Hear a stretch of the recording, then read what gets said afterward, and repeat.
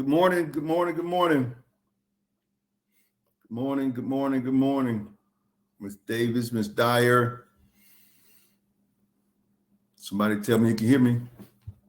Good morning, good morning. Right.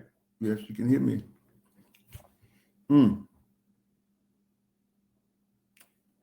Right. Let's get ready to rock and roll.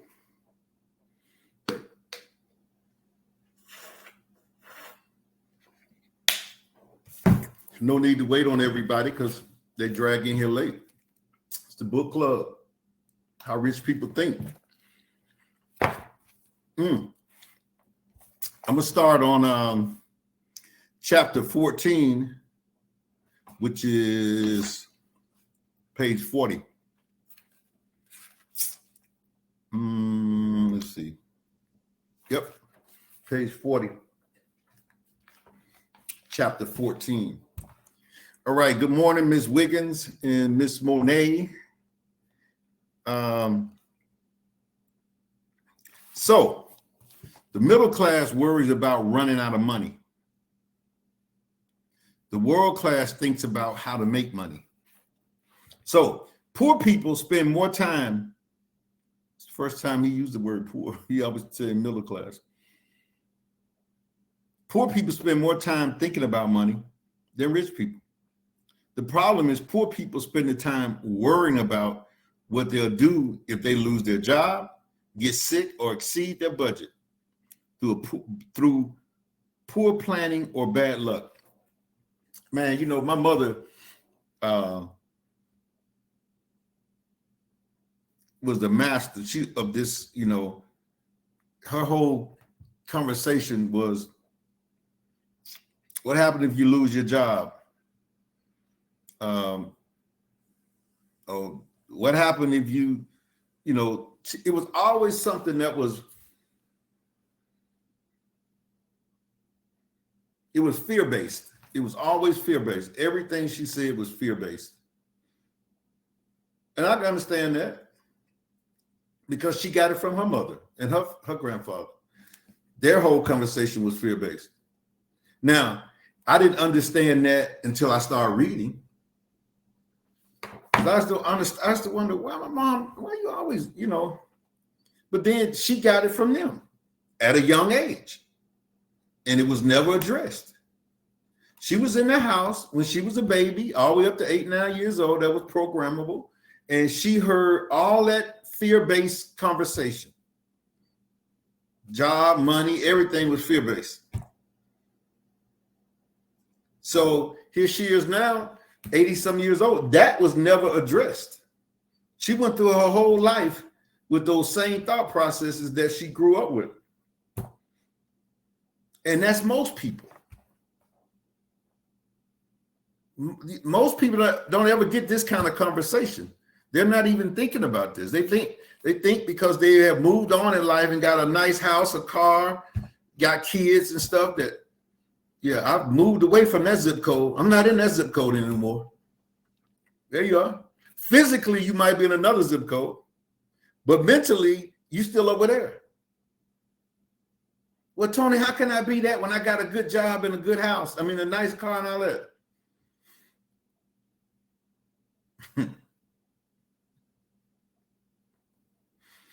Well, the question would be, if you're going to stay in that box, you know, and that's all you want is in that box, you good.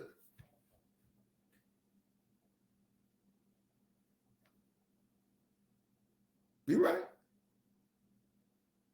But if you're trying to get outside of this box, outside of the status quo, outside of what every person is doing, now you need to address that thought process. Because that thought process is going to keep you down. It's not going to let you expand. It's not going to let you grow to become the person that you need to be outside of the box. You got to have an outside of the box thinker, because inside the box, you don't need it because you're in agreement with everybody. Everybody in that box agrees with what you'll do.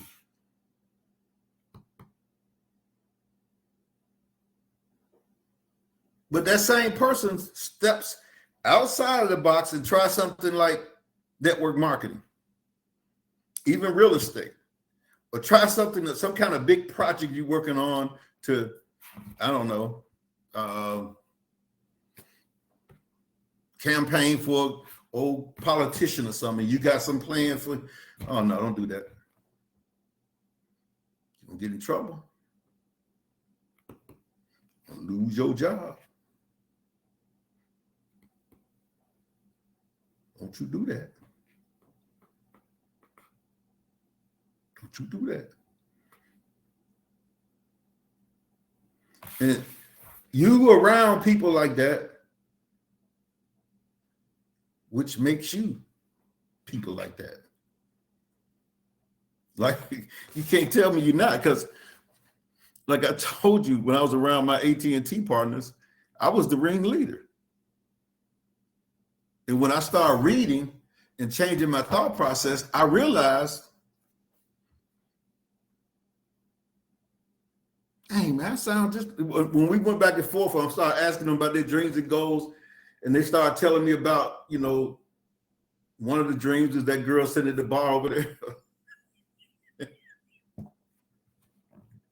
And I was thinking, it sounded like me. That was me.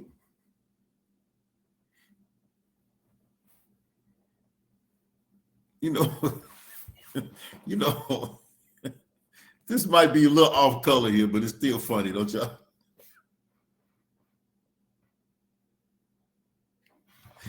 You remember when in Malcolm X, you know, Spike Lee was his buddy, and they said,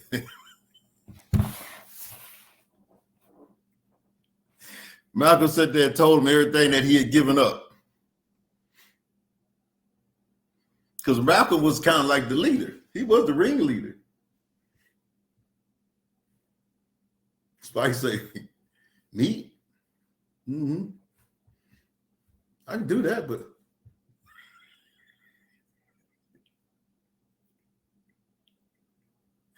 he said, well, you know white women? He said, yeah, I can't do that.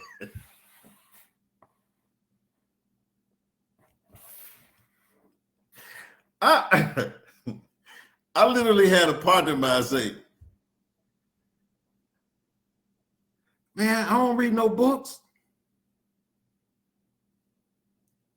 You want me to start reading books? I said, no, I don't want you to do anything. I told you that's what I'm doing. They were used to me being the leader. And everything I did was, you know, we do it together. They copied it. And I was out there. The same way I do books now. I'm 140%. I'm 140. When I was out, I was 140. But these things here, they wouldn't go, yeah, you give up books. You got me reading books. And I said, no, I don't have you read books. I didn't ask you to read one book. You asked me where I got the information from that I was talking to you about, and I told you about a particular book. That's it.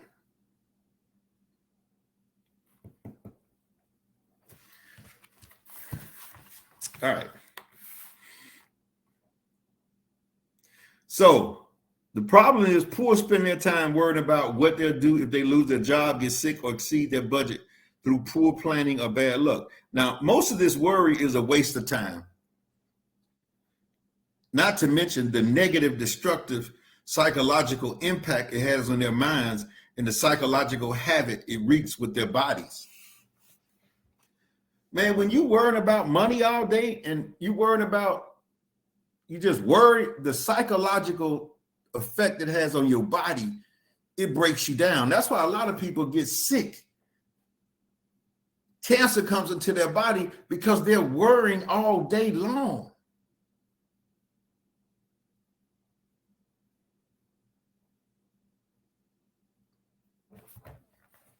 We need them reparations. So those are reparations. I know some people gonna run through that money, but Give us our money, man.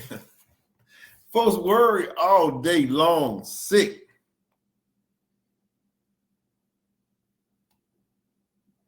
Them the same people that tell you chasing money. They're the same people that tell you that you go working. They don't want to do it. They won't do it. The same one that go to church every Sunday. Lord, yeah, you got to help me make a way, Lord. Lord, I'm dependent on you. I'm dependent on you. I'm dependent on you. Lord, I'm dependent on you. So then Miss Scott, she see him at church and she go up to him and tell him about this business. I don't want to do that. I thought you just asked Lord to send you something. I don't want to do that.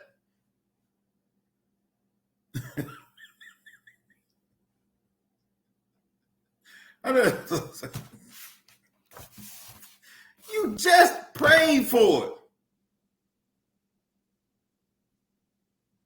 Then Miss Dyer walk up to you and say, man, I got this to help you out financially. You know, you can learn how to trade, you can make money, but I don't want to do that. I want to. Did you just pray for something?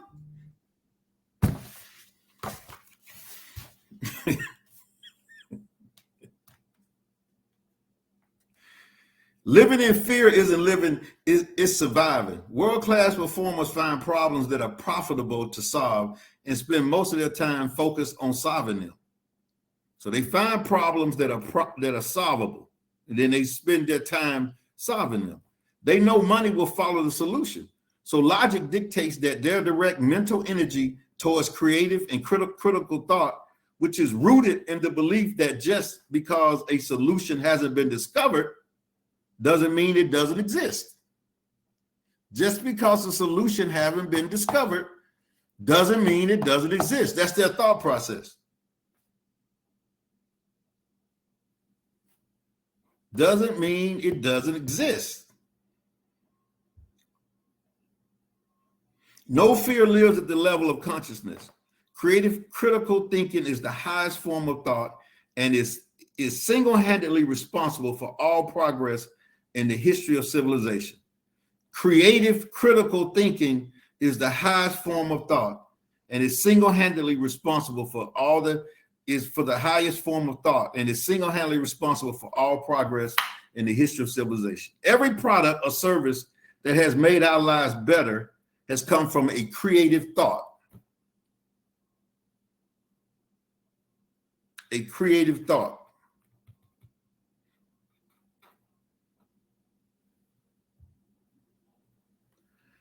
So when I say world class thinks about how to make more money, what they're actually thinking about is creative problem solving, not money itself, creative problem solving.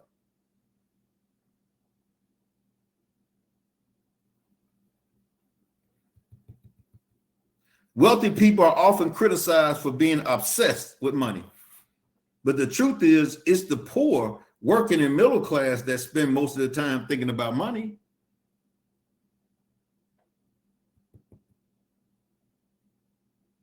How can I get that money?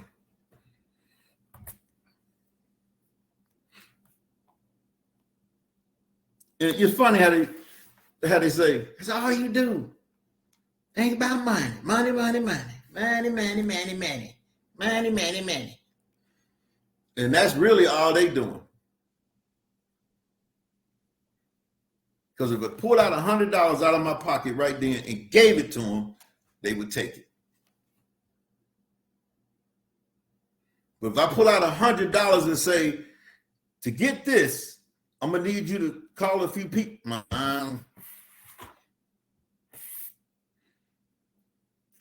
Nope. You want me to let you have it? Yep.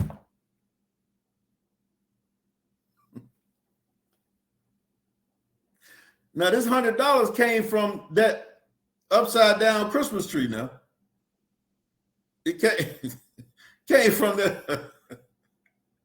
the pyramid thing. You sure you want it? Yeah. But you can't do the business. No.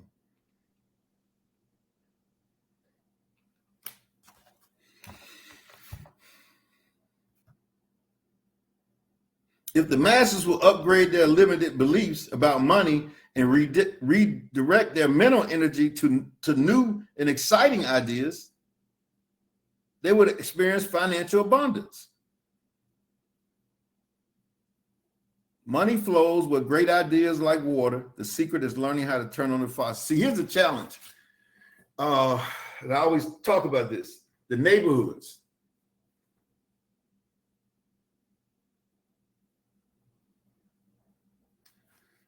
When you're not around success, it's hard for you to visualize that.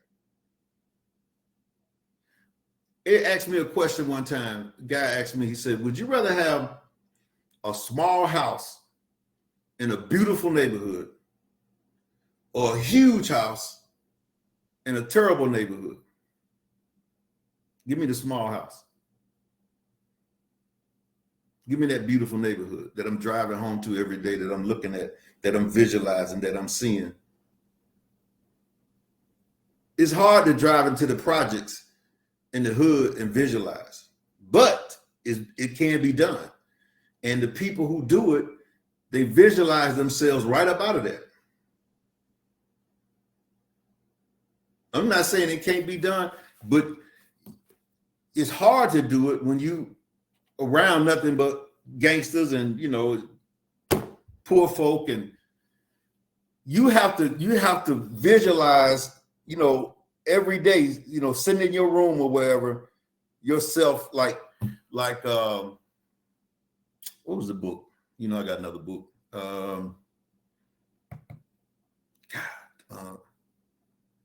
It'll come to me.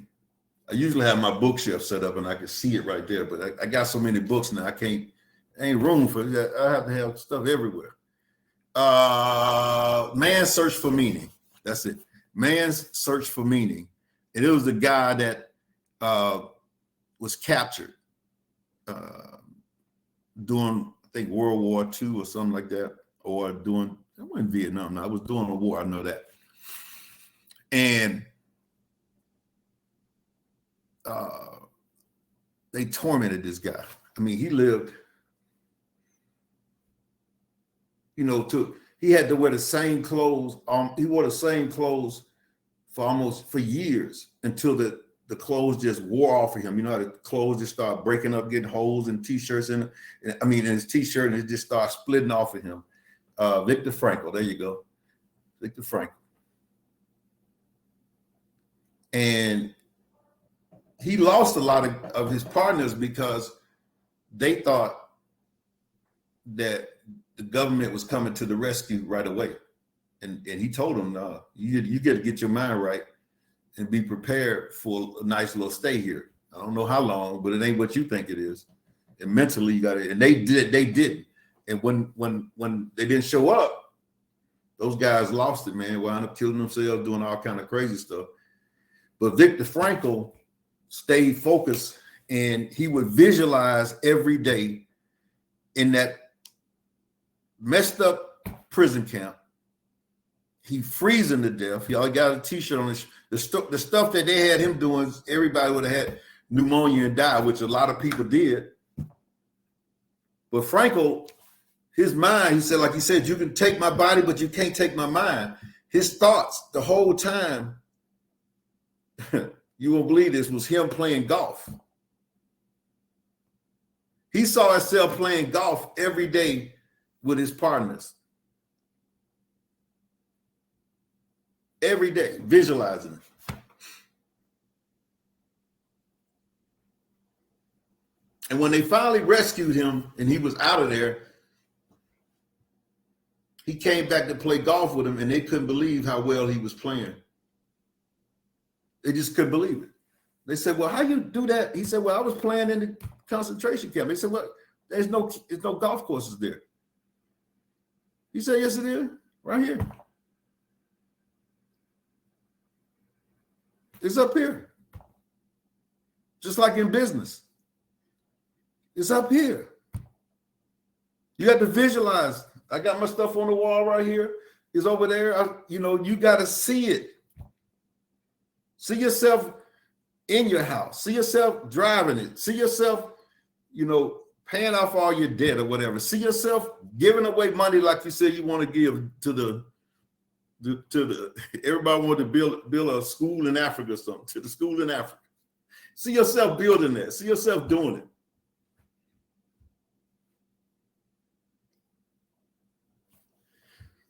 You got to visualize it as if you're already there. Got to get in that zone like I was talking about the other day. Some of y'all might not have been on the private page, but I was talking about I just went blank. What was the millionaire we was talking about in there? Almost a billionaire. Somebody looked him up for me. The brother. Who looked him up? I got his book, but it's in the box in there. He had a book called Why White Guys Get to Have All the Fun. Reginald Lewis, there you go. Reginald Lewis used to go in the shower. Like his wife said, he go in the shower and he visualized everything. He see himself. Come out the shower, he'll tell her, yeah, we had 100 million, honey. We had 100 million. He go in the shower the next day, he come back out. We had 150 million. I can see it right now. We had 150 million. He built $1 billion company. He died though. The company was worth over $1 billion. I don't know what, at that time they wouldn't, I don't think they want to say net worth for some people. You know what I mean? But yeah, find a place that you can sit and visualize. No, it doesn't matter your surroundings. It doesn't matter how much money you got in the bank account right now. It doesn't matter. You got to visualize that. You got to think about that and see yourself there. All right.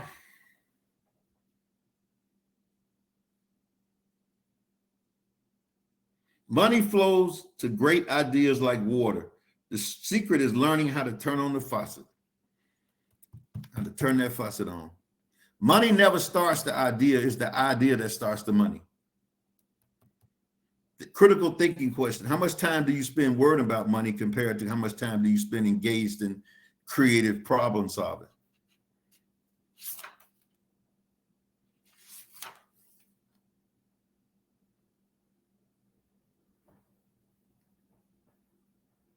You're not thinking about the money, but I know that's difficult for people. It's something that's,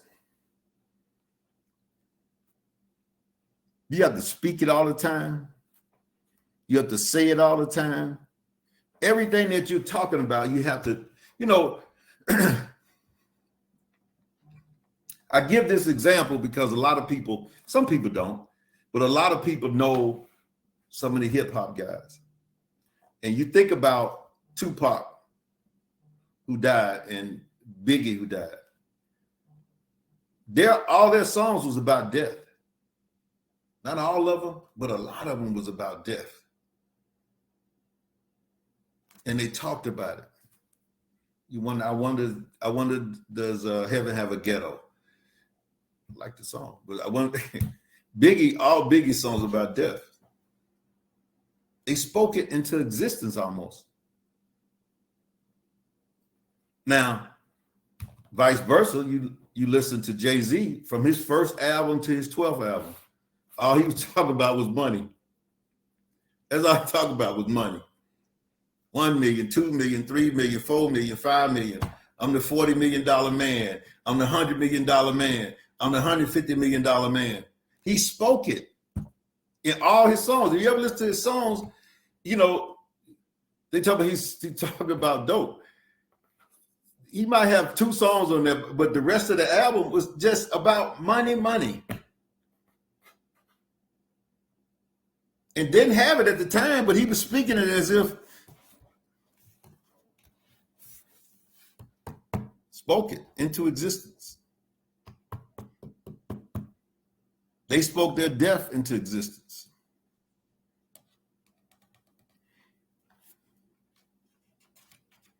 All right, here's another one. Chapter 15. Middle class thinks about spending. World class thinks about investing. The middle class is famous for living beyond their means. They're not spendthrifts, but they earn so little, they have to spend it all in order to live a decent existence. To further exacerbate, is that right? Exacerbate. You know what I'm saying. Exacerbate their frustration. They are scolded by financial experts who insist they discipline themselves and trim their spending. This sounds like a middle-class advice. The world-class answer is to double or triple your income and create enough wealth so you can enjoy the good life to your heart's desires without worries. So, cutting back and trimming their spending.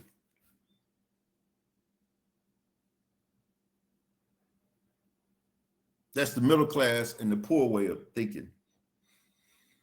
The world class is to double or triple your income and create enough wealth so you can enjoy the good life of your heart. I'm gonna say this.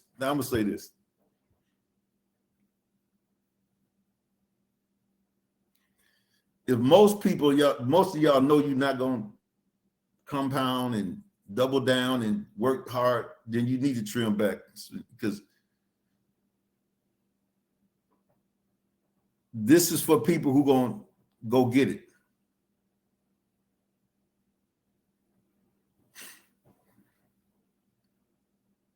Not for you jokers just sitting on the sofa talking about the Lord gonna make a way somehow.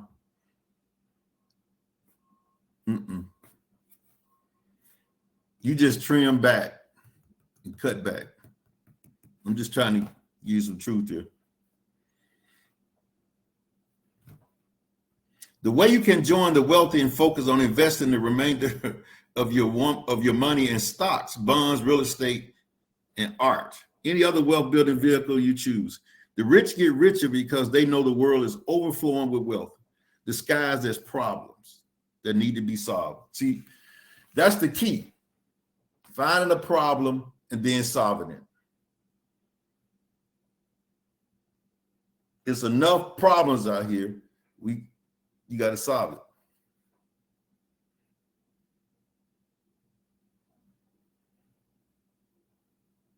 Finding a problem in your business and solving it.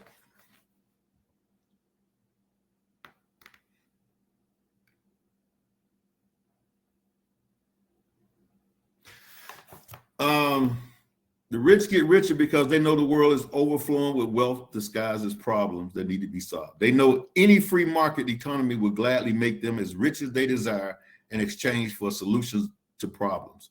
The bigger the problems you solve, the wealthier society will make you. The more people who benefit from your ideas, the more abundance you receive in return. The more you have to invest, the more money goes to work for you, even as you sleep. That's another reason the rich get richer. They've learned to make money work for them 24 hours a day. And it's not because they're investing every penny. The rich like to spend and enjoy their money. It's like everyone else. It's that day so much, they have so much of it, there's always plenty to invest. So instead of focusing on spending and saving, focus on how to earn money, invest a percentage, and spend the remainder any way you wish. Any way you wish. You only live once, and you can't take it with you. Why not enjoy it? Now, that statement there. You can read that. Two people can read that statement and get two different things from it. You only live once, you can't take it with you. Why not enjoy it?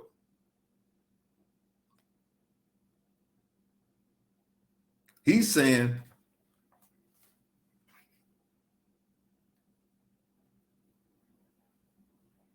you got to grind to make the money. And then once you make the money, you only live once. You can't take it with you. Why not enjoy it? But then you got another mindset to look at that and say, yeah, see, I ain't about to work hard to try to get no money. I only live once. I'm just going to enjoy what I have.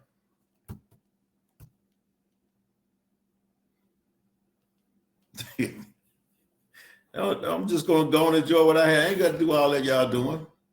I ain't about to do all that. You want me to do all that? No, I ain't about to do all that. Life's too short. I got to enjoy what I have right now. You heard the man say that? No, he said before that, you got to grind, then get your money. Then you can. I've heard so many things in my lifetime. 30 years of doing this. Boy, I heard it all.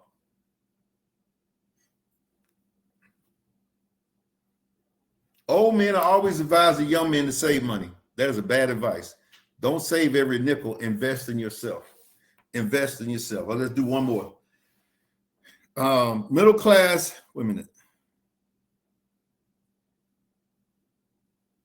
How much time do you invest in increasing your ability to earn more money compared to the time you spend watching television or surfing the internet?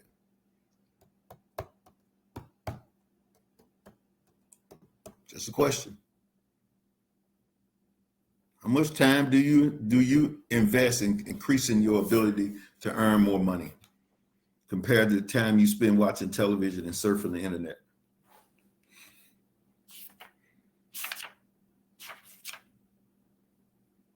All right, it's the last one. Middle class sees money through the eyes of emotion. World class sees money through the eyes of logic. This is chapter 16, page 43.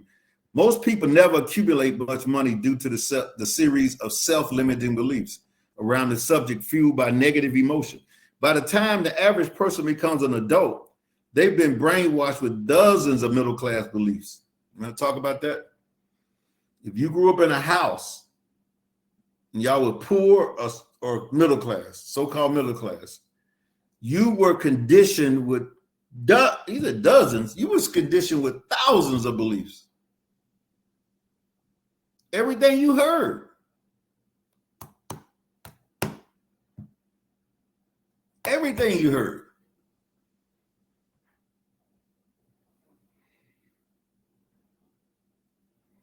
How can, and I'm not knocking the parents. I'm not knocking you because you probably doing the same thing. But how can a person that's poor or in the middle class talk about nothing but that? Unless they're reading these books to their kids, and then their conversation will be different.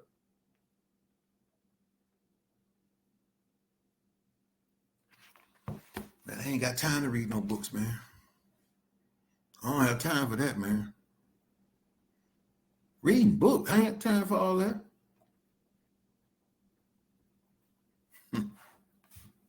Time for all that, man. What you talking about?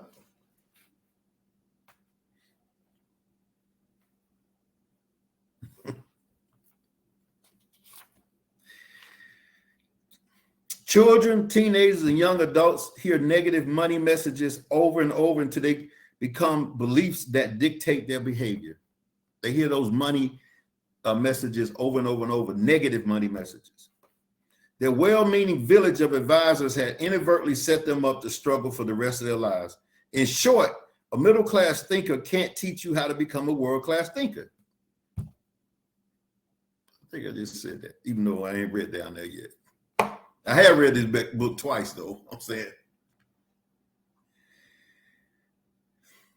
Someone living in a restricted existence can't tell you how to live in an unrestricted existence. And a poor person can't teach you how to get rich. These statements are obvious to any rational thinking person operating from logic-based mindset. Few people are able to think about money without clouding the subject with negative emotion, which is generated from dozens of middle-class beliefs. An ordinarily smart, well-educated, and otherwise successful person can instantly transform into a fear-based, scarcity-driven thinker whose greatest financial aspiration is to retire comfortably. See, an ordinary, smart, well-educated, otherwise successful person can instantly transform into a fear-based, scarcity-driven thinker whose greatest financial aspiration is to retire comfortably. I talk about this. I talked about it last night in the private business page. I'm going to talk about it in the private personal development page. Again, remember me talking about going to MARTA in Atlanta, Metro Atlanta Rapid Transit Authority? Beautiful building. They got huge restaurant in there. So I'm sitting there with my partner and I'm talking to guys who's sharp. Now at that time, I had been doing it 20 years. I've been doing the industry 20 years. So that means I have met all kind of people after 20 years. These brothers were sharp. But at a point of the conversation, as I started going up a little higher to talk to them about, building a team and talk to them about leverage and all that kind of stuff, I could see it and hear it in their eyes where it went to an ordinary, smart, well-educated person like them, otherwise successful person can instantly transform into a fear-based, scarcely driven thinker whose greatest financial aspiration is to retire comfortably. I saw him change right in front of me. Instantly. That fear kicked in. I wonder what people would think. I know what he was saying in his head. I'm the manager over here. People love me over here. No, they don't. They just work for you. And if they don't get a check, they might not work for you. See, you got a paid army. When I'm telling him about this, he knows it's a volunteer army. I've seen a lot of people from corporate America coming to this that they were leading there. They had 30 people they supervised. And they couldn't get one person here that would follow them. I'm like, those folks following you over there for the check. They ain't just following you because you hadn't read enough books to be a leader. You hadn't even done anything to lead people. Your conversation is not what somebody wants to follow you. But I'm a leader over here. No, you got a title over there, and those 30 people that's under you, they're getting paid a check. If you take that check, they will not be talking to you the same way. Promise you they won't. You're not leading anybody.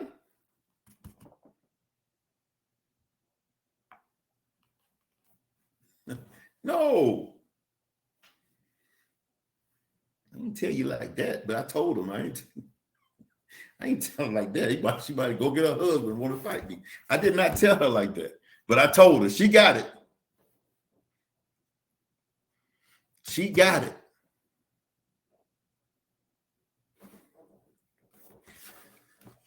Instantly transform into a fear-based, scarcity-driven thinker whose greatest financial aspiration is to retire comfortably. The world class sees money for what it is and what is not through the eyes of logic. The great ones know money is a critical tool that presents options and opportunities. They also know that if you're not happy without it, you won't be happy with it.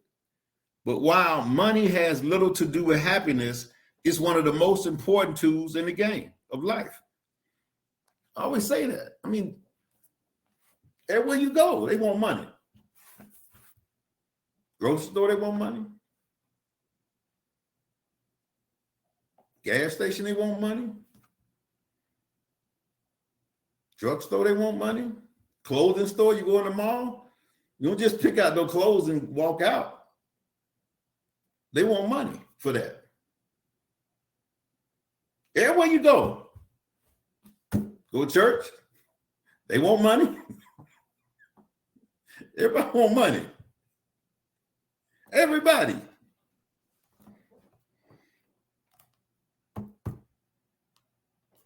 Hey,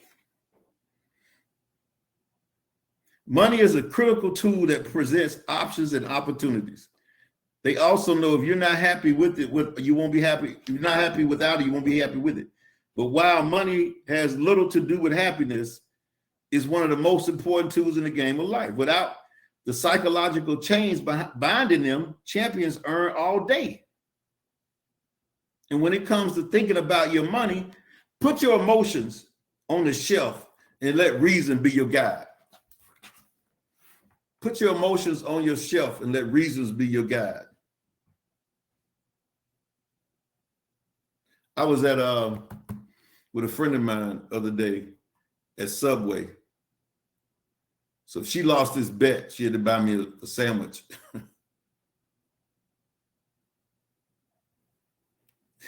Went in there, bought me a doggone kitty meal sandwich. She talking about, we never discussed what size sandwich, we just said a sandwich. I'm like, I want a 12-inch. Nope, we didn't discuss that, which we didn't. So I had to eat the kitty sandwich. She got me on that one. But she said to me,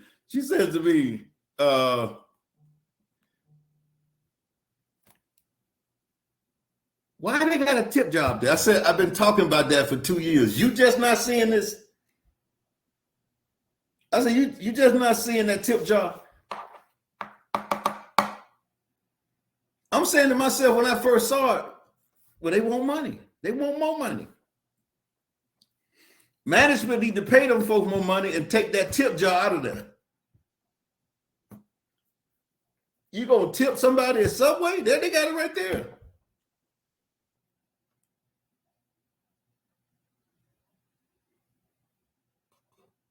I need to walk around with my tip jar.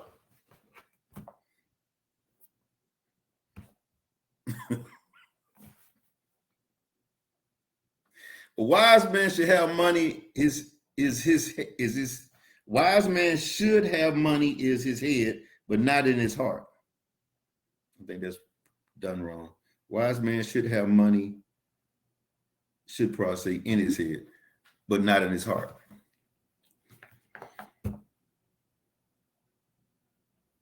Critical thinking question. Is your approach to wealth building more logic or emotion based?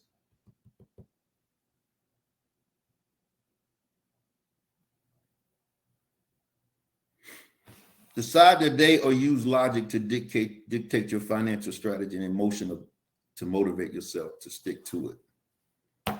Stick to itness. That's what we need. Stick to itness.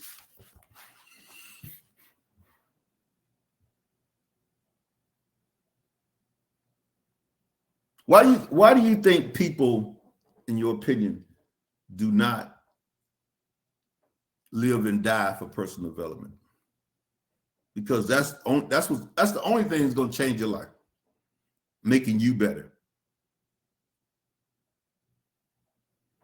Do you think that people believe they are better because they've made the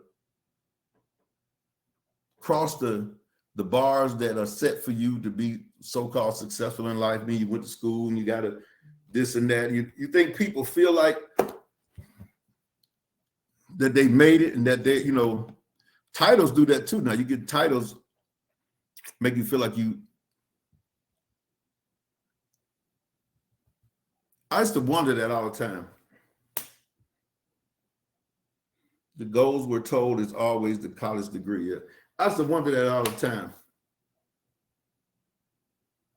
What is it about me when I saw this eventually, when I really saw it?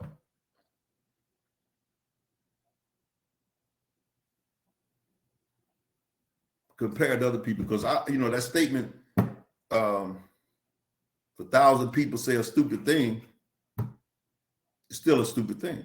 Just because 1,000 people said it, don't make it right. So when I first got started and everybody was saying no to me, I kept thinking to myself, this makes so much sense. The way this industry is structured and the way people make money, it makes so much sense. Because before I even heard of network marketing, before I even heard of, referral marketing, before I even heard of any of this stuff, or before I ever heard of the structure of it, I remember my first year at AT&T, I asked my boss, I said, well, this is what happened. I used to go out and help with the reps. Like it was 8 of us in the office. We was in the office, by ourselves. It was 8 of us in there. And a lot of them in there knew the equipment. I ain't know the equipment. I really didn't. What I knew was how to go out and knock on doors and talk to people, get rejected. They didn't want to do that. They didn't want to get rejected. They just want to sit in the office and play with the equipment. They knew it backwards and forward, but you couldn't sell it unless you go out to sell it. So I used to go with them. I said, okay, I'll ride with you and let's go knock on some doors. Go knock on doors. We, get rejected and, all this other stuff. I could tell they was bothering them. So finally we get to some place and they like the equipment and they like, because they explained it. So then they come back the next day and she told them about me riding with them. And then other people wanted me to ride with them. Now, that was taking my time, what I'm saying? But I still did it. So when my regional manager came to town, he asked me, is there anything he could do for me? I said, yeah. Let me ask you a question. I said, well, since I'm riding with these guys and increasing sales for the company, you think I ought to get a little percentage off of that? He says, no, it doesn't pay like that. I said, what do you mean it don't pay like that? I said, the local manager gets a little cut, right? The area manager get a little cut, right? The regional manager get a little cut, right? Then, the district manager, he gets a little cut. Just slide me in down here right under the local manager. Let me get a little cut. Then him. I said, ain't that how it work? He said, yeah, in theory, something like that. I'm like, no, that's how it works. So when I first saw network marketing and see how the levels would pay, I'm like, this should work. Because I really first started with long distance service. And I'm like, this will work here. This is what I'm talking about. This is what I wanted to get paid at AT&T. They wouldn't let that happen though.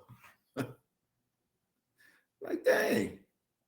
I say to myself, why does this make sense to me when I see it? And then you got all these other people who see it and it don't make sense.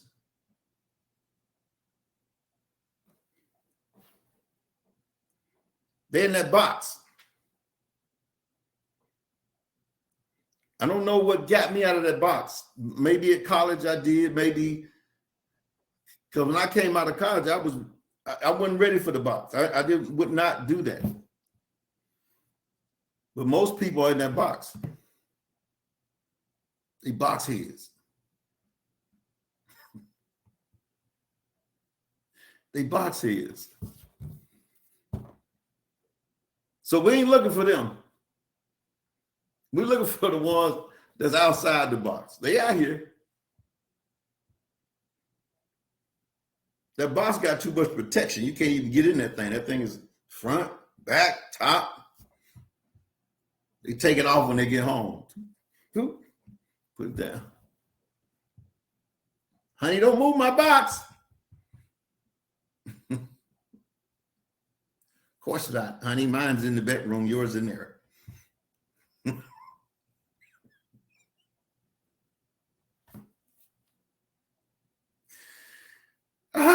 I digress, folks. I'm sorry.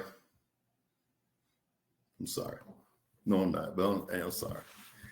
All right, folks, that's it for today. Look, man, y'all need to tell people that they need to be on this stuff, man, because it's hard to live in this world. You might think you live it. You might think that you're doing stuff. You probably have missed opportunities because of things that you don't even think about.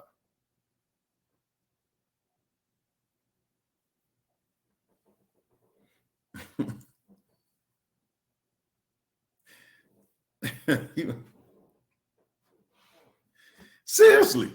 I'm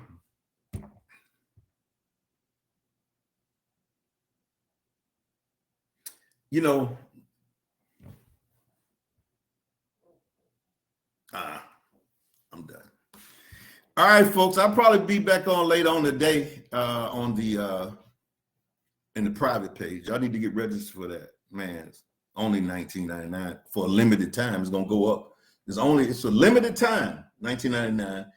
And if you get in now, get in part of it now, then yours will stay the same. But when it goes up, you can't be screaming about, hey, no, I'm telling you, it's limited time. And you get a 4-day voucher to Mexico. Go to Mexico. I told Miss Dyer I hadn't heard from her, but that'll be cool for everybody got a 4-day voucher. We figure out how to meet there at the same time. All you got to do is get your flight. And we do like a personal development excursion. You know, have fun and then sit by the pool or the fireplace. Does it get cold? It don't get cold in Mexico though. No. I don't know. So what? Get a log cabin somewhere. Man. All right. I just don't want to leave y'all right now, but I got to go. Going to do my 5-mile Chattahoochee walk. That's a walking path, and it's really like a little, ain't no mountains. No, it's not really, but it's got some little. But if you go walk the Kennesaw Mountain, now that one is beast. You got one you go straight up. That's beast too. But when you go on through here, it just messed up your shoes. I had to give me some old beat up shoes to go up in there. Yeah. Bye.